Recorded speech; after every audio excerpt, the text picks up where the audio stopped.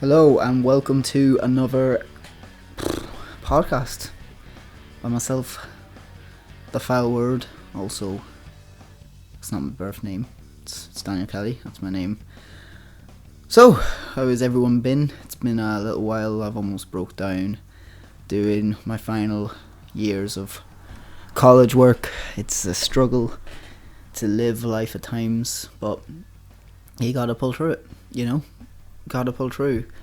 I had one of them days yesterday where I was just absolutely drained of energy and I didn't really know what was going on by 8 o'clock and drifting in and out of a nap sleep scenario and then waking up at like 11 and not realising what was going on, actually what time you're in. And I looked outside and it was dark, but I thought, fuck, it's really early then. But you look at the clock, it's like 11, you're like, what the fuck is happening? So yeah, you have one of them kind of days. But today I woke up and I was kind of shook from everything. I'm having weird ass dreams. You just have some crazy fucking dreams. You're like, what the fuck is going on in my brain while I'm in a, dream sort. Oh, it's so fucked. Even if you I dream of Arsenal and Lee, I know that's a dream, but you have other dreams where it's like, whoa, that's just a little bit too fucking real, or something happens. Yeah, like that kind of dream happened to me yesterday. I was just woke up and just like, whew, holy shit. And it didn't help that I didn't get much sleep previous the night before due to college work, but hey, it's gotta be done. Gotta have some kind of reputation to myself. So fuck it, we'll talk about some actual football because that's what I want to talk about, and that's what has happened. Let's see what's happened since I've been away. I last looked up when I uploaded, it was 11 days ago, and the title was Wembley, we're the famous Arsenal. We are going to Wembley, that's one thing, but my god was I brought down to earth when we played Tottenham. Oh, it was just one of them absolute torturous fucking displays once again. Minus effort, minus heart in a North London derby. Tottenham played us off the park. If it wasn't for real Petr Cech, we wouldn't have been 2-0. It would have been like 5-0, and it would have been an embarrassment. It's already an embarrassment because they finished above us. And for the first time in 20 so years, yeah, fuck that. It's pretty disappointing. Yeah, being an Arsenal fan, obviously you want to be better than your rivals, but this year you have to hand it to Tottenham. They did that, and we've just been desperately shit at times, like at the North London derby. Absolute wank. It was just a shit display. Didn't even show any heart. That's what I never going into this weekend playing Manchester United. Very fucking big game, may I say. It is. I'm not really looking forward to it. I am in a weird way. I look forward to these big games, hoping that it's going to be this real good spectacle. Kind of like what we pulled out like last year. We beat Man United 3-0 at home, but you don't know. If depends on what fucking Arsenal turn up. Depends on what Wenger plays, and it's kind of scary at times thinking about it, but hopefully we can get a result and, end Jose Mourinho's undefeated streak in the Premier League, which is up to 25 games. And nothing I would love more than to see his face, beaten by Wenger at home with that undefeated streak. He'll come out with some typical ass bullshit that he always does, but hey, I just want that. I think at the start of the season I was even saying to my friends, just like, I really just want to beat Mourinho at the Emirates. So hopefully that will come true. I hope that will come true. I mean, I'm not a man of high expectations. I just like little things, and a little win against Man United, and Mourinho saying that he's going to put a weak inside. So I will take that, and we beat them, please. Of course, they're on a good result. They beat Celta Vigo last night in Europa League. Rashford with an away goal, free kick. Ooh, so they're, if he does play against Arsenal, Rashford, he will cause us a lot of problems, I think. The speed of the fucker and just dealing with him anyway. Yeah, I don't know. I just want to win that game really badly. Just that one in particular would be fantastic. Oh, please, that's all I ask. So what else has happened? 11 days. Champions League has happened. There's a few things. We'll go through them.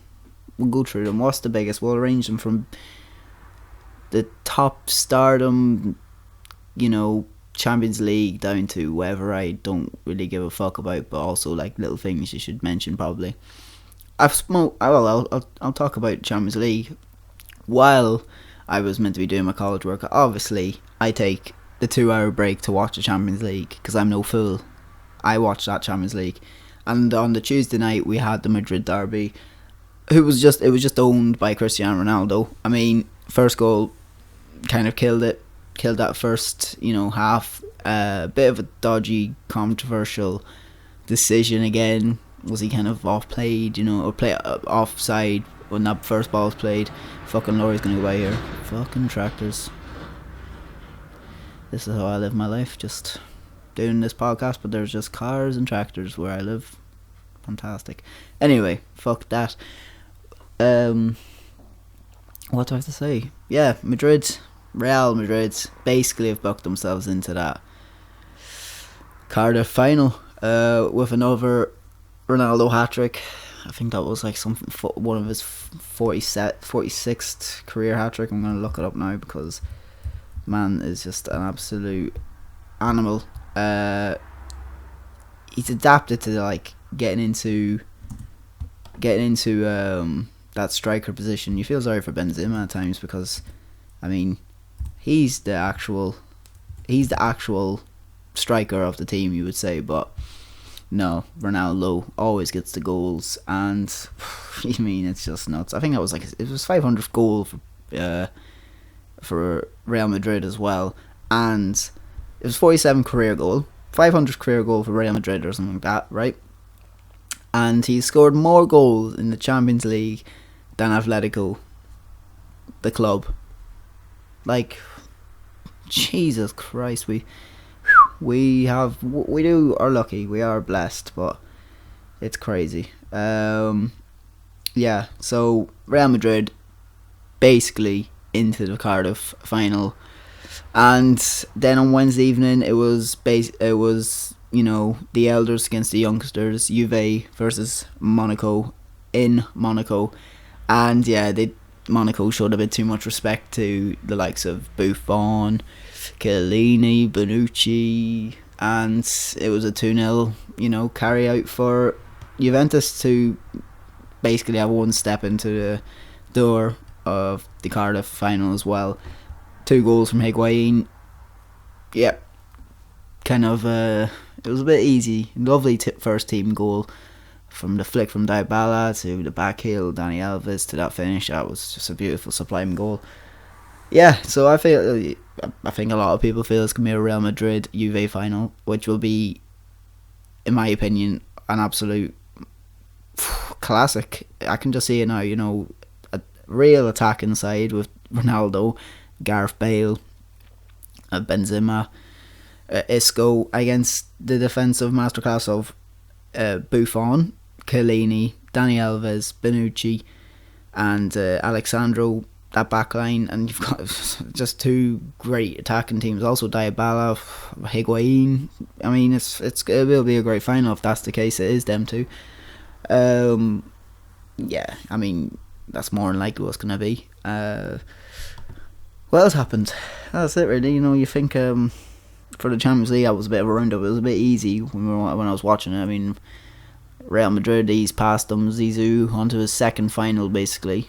That man's a fucking legend of the game already, and he's just strolling into an easy, final again.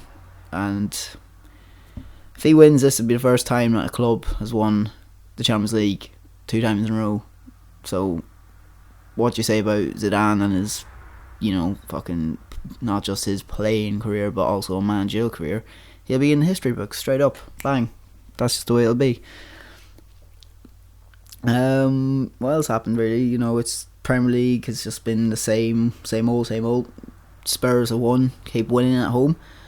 we lost to Spurs. Fucking great. Manchester United creeping up, but they drew against Swansea. Manchester City drew against Middlesbrough. So that fucking top four could be anyone. It could be any of them two Manchester teams. I can't see us fucking creeping up there anymore. Liverpool, well, we just might as well talk about that fucking Chan goal for a few seconds. Jesus, that was a good goal. I mean, it came out of nowhere. It was just like happened out of thin air, and what a goal, you just have to say. It was just absolutely magnificent. And then I don't think there's ever been a season with like 4 absolutely just world class goals and you just go, what the fuck? You know, we got Giroud's obviously scorpion kick and Mkhitaryan's scorpion kick that happened in the space of a few days.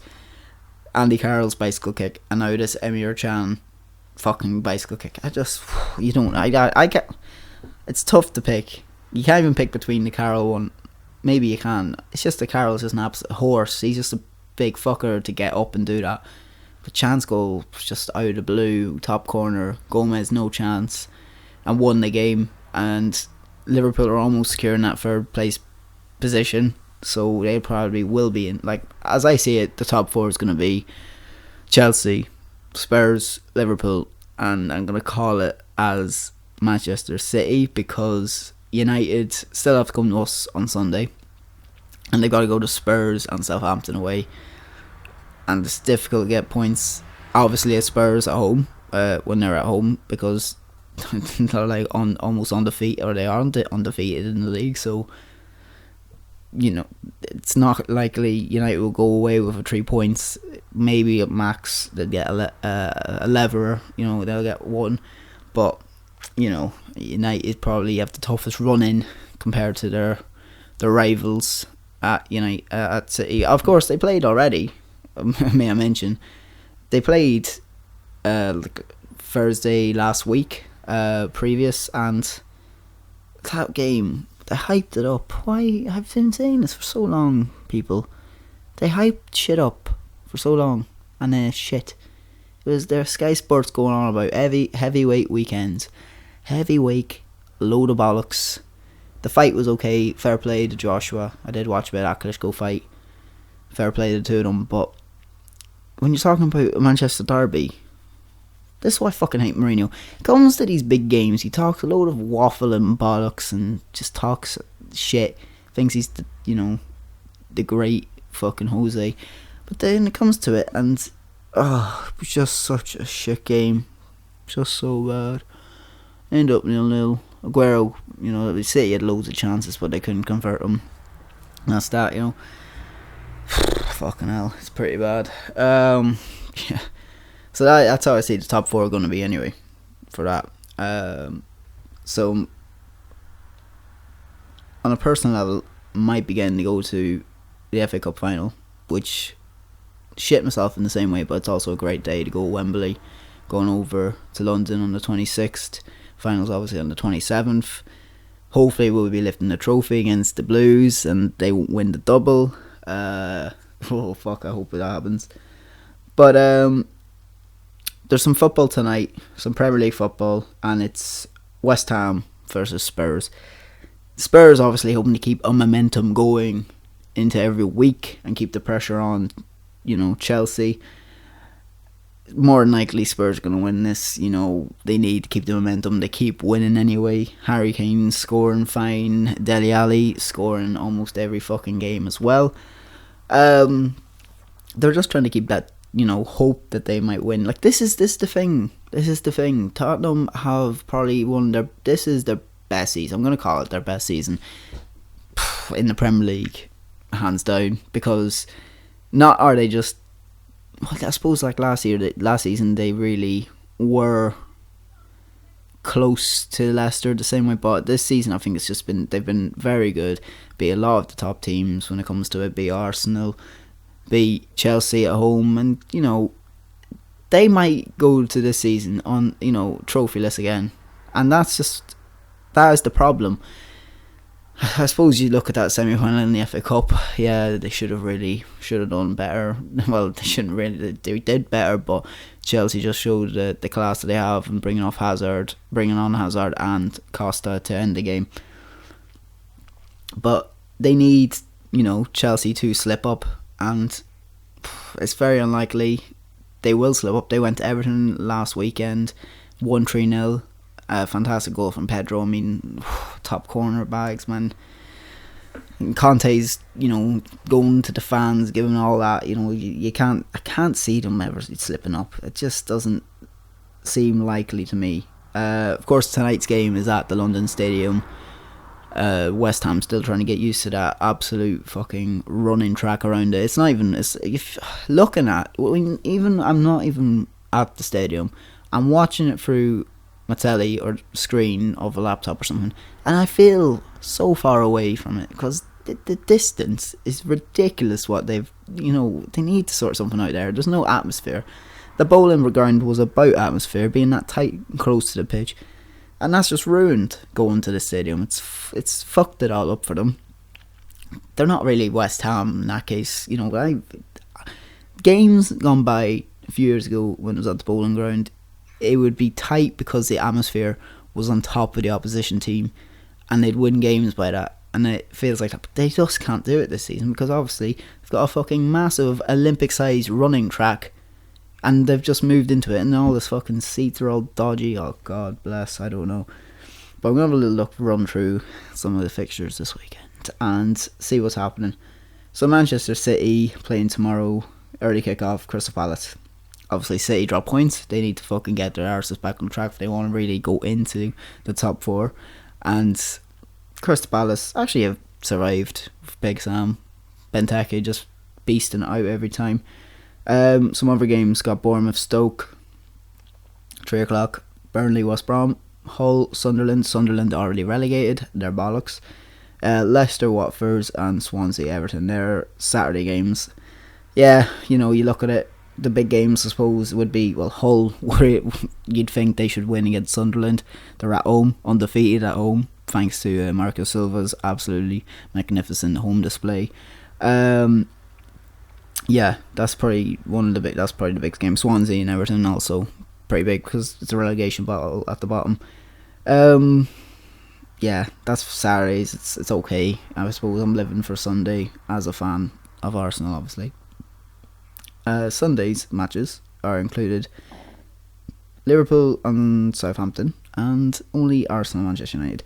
And then later on that day, it's tight enough. I'm just looking at the fixtures here on my phone and going through some of them and going, there's football on basically every day. There is, right, this is, I do love it at times, but it's a little bit too much at times. So Friday, Saturday, Sunday, Monday, Tuesday's Champions League, Wednesday Arsenal play Southampton. With that, there's Champions League as well on Wednesday. Thursday Europa League, I would say, be on. That's next weekend. Because next week, so that'll be United playing. And then Friday we've got football again. And then next Saturday, it just never stops. Yeah, that's quite fun. I'll be jetting out. The last games of the Premier League on the 21st, a Sunday. And then a few days later after that, I'll be booking off, flying away to Greater London, or wherever the fuck I booked my flight, I can't even remember, and jamming down and hoping for a win at Wembley. And obviously I'll have a talk about the Wembley game and how I feel. Maybe, God, yeah, it's weird. I just want Arsenal to win that trophy at least. I was saying to a mate of mine at the gym, saying that I'm not trying to be, because Arsenal are not going to make the top four, I'm trying to be happy, but at least there's, I don't know, this is just me being fucked up probably. I'm kind of accepting the change as well. It's nice that they might put a bit more urgency into the Europa League. Obviously it's Thursday night football, the memes will be galore online, everything I see on Facebook, Instagram, all that jazz will obviously be Arsenal, not even fourth, they've gone down, all that talk about Europa League. But hey, okay, this is coming from me and my opinion. I think, look at United winning yesterday against Celta Vigo. and go into a final. It's a European final. Liverpool were in it last year, and that was a big day. I was with my friend Joy, big Liverpool fan. We were both drunk, but it was good to watch.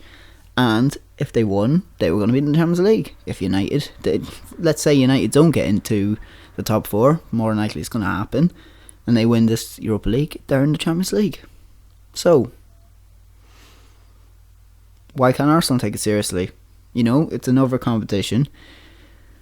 It's something, we haven't won a European contest, so why can't we take it seriously if we're not going to be in the Champions League next season? Because I've accepted every time we're in the Champions League as Arsenal that we're going to do fine. We'll do fine in the group stages. We'll always get first or second, depending on who you get. But we're always going to meet a fucking big team, and we're always going to fuck it up either way. The time we got Monaco, didn't matter, fucked it up. And then this season, just lost 10-2 to Bayern Munich. I mean, really, realistically, I think maybe we're at Europa League standards, because we're clearly not Champions League semi-finalists anytime soon. Nor is a lot of the Premier League teams. A lot of them need to step their game up like fucking tenfold. I think Leicester City was the only Premier League team to get past the knockout stages. So, it's, come on, a bit ridiculous at times, and you think how hyped the Premier League is. It's all a lot of bullshit at the time. So, that's my little say about that. So I just, what do you all think about that? Let me know. Of course, it's a bit stupid. Maybe I'm being stupid, but what do you other fans think? Are Arsenal at a level of the Europa League? I think clearly we're not at a Champions League level, because we're not even close to the standards of Bayern Munich's, Real Madrid's, Atleticos. I wouldn't even say you can't even say we're close to Monaco at the moment. Juve. We might have that big stadium, but it doesn't mean shit if you haven't got a winning mentality around that place, or maybe trophies and a manager that wants to win it anymore. Depending on that Wenger situation, still. There's a new news press conference yesterday. Of course, the whole contract situation comes up and talking about all different shit, but nothing has been said. And this is going to be one of the biggest summers in Arsenal's history. I feel like every fucking season it's almost, but this, if we don't make the top 4, are we going to be able to still attract the big players? Will they come? Are we going to spend? Are we going to strengthen? There's a lot of players that need to get their contract re-signed if they want, or we have to let go of a few players, obviously, too. It's a big one. It's a big time. After May the 27th, there's going to be some fucking talk going on, and we'll have to see what happens. Obviously, if Arsenal do win the FA Cup, there'll probably be a bit of a parade and all that jazz with it that comes with it. But if we lose, more pressure on the manager, the players, and the club. Fans will get on top. Still, no matter what, I think if Wenger wins it, there needs to be a justification for either him staying. Let's say that happens. There needs to be a justification for what's going to happen in the 2-year plan, because he's, it's more likely going to be a 2-year contract that's handed. And there needs to be a progression very soon. Sick of not challenging for a top 4. It's May now. I'm sick of not challenging for a league. Not even we're talking about top 4. We're challenging for that, but it's May again. Not near a Champions League. Not near a title hope. Tottenham finished above us for the first time in 22 years. Definitely time for a bit of progression. We've been at that Emirates Stadium now for over 10 years. And come on, we were told we were going to be one of the big clubs in Europe, but we've lost that spark at the moment. I know what happens with a lot of teams. United are going through a big transition period. Obviously, they're finding it difficult to get into the top four, and Man City didn't have the season that they wanted. Liverpool are still not title contending. They're getting a little bit better, but Jurgen Klopp still needs time. He still needs to see what it would be like in the Champions League with his Liverpool side. So it's a lot of transitioning going on, I think, in the Premier League. You know, you never see this the Premier League win teams win the Premier League 2 years in a row as it used to be done, because it's very difficult nowadays. It's such a challenging league, I suppose. You don't go to I was going to say Sunderland, but you can go to Sunderland and beat them if we're Arsenal or something, you'd think. But there's always more challenges than it is. You know, if you think about the invincible sides for Arsenal, or even the teams United have gone through, if they went to places like the fuck that, I'll just say West Brom's ground. Harphones, is it? I can't say it, guys, fuck that. West Brom Stadium, to West Brom away. That would just be a win. It was because there was a need to win. There wasn't, they knew that Arsenal and United and the Liverpools and Chelseas and all them, they knew how big of a club they were and how much of a challenge it was going to be. But like the likes of this season, we went to West Brom away. We were Wenger indicated about their aerial threat, but they still scored one of the 2 easiest corner kicks known in football. So it's changed a lot. It's changed like a lot. So there needs to be a change. This is just coming from an Arsenal perspective, but obviously a bit more where we need to think we're a bigger club. And hopefully this will start the weekend, please, because they're obviously going to big up this Super Sunday with an Arsenal United, classic video of Roy Keane and Vieira and all them classic players, the good ones. You wouldn't see any of that shit happen anymore, clearly, because they'd get fined for some bollocks. But reality, they were really great days. If you're an actual football fan, if you're listening to this, I'm sure you're a football fan. And myself, when I watch old clips of, old things happening, I think yesterday on 2002 was the time we won the World Cup, not the World Cup, the FA Cup at Cardiff against Chelsea, and Freddie Ljungberg and Ray Parler scored the goals. And I just see clips of that and I just think, oh, my childhood, and I get goosebumps thinking about it. It's just the way it is. It's very, very, very unlikely I'll think fondly of that 3-3 comeback we had at Bournemouth earlier this season, because Giroud did I'll think of it because Giroud did that fucking celebration. And then it won't be things that we've won. Even people, this is how it is, people. Putting it into perspective from an Arsenal fan is that people won't remember 2 FA Cups that we've won already because we've had such treacherous seasons in the Premier League. You know what I mean? People, nothing's ever really talked about them. I know there might be mentioned now and then, but it's always mentioned the last time you've won the Premier League. You've never won the Champions League. You know what I mean? We, as football fans, we remember the goals of Freddie Ljungberg in 2002 winning the FA Cup, Ray Parler, winning the league, undefeated. No one's really remembered the goals, and you kind of go, oh yeah, that did happen. You just, for me, I know when Arsenal won the FA Cup in 2002. I know when they won the 1998 FA Cup and the Premier League 2003, 2004, the last game against Leicester. Just it comes straight.